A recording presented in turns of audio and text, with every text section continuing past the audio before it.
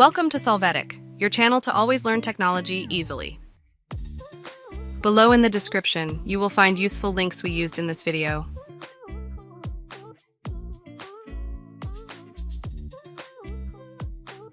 Today in Solvetic, we will see how to add a checklist in Excel. Open Excel. With the cell selected, go to the Data menu. There, click on Data Validation.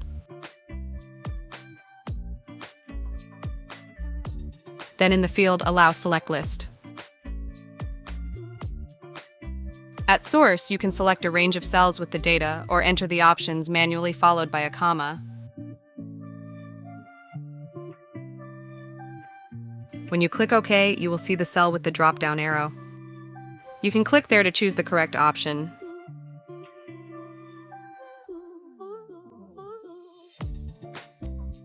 Hey, remember to subscribe Solvetic channel.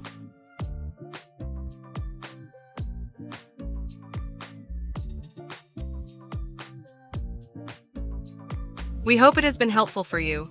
Here are links to watch more videos of your interest and subscribe to the Solvetic channel. Thank you.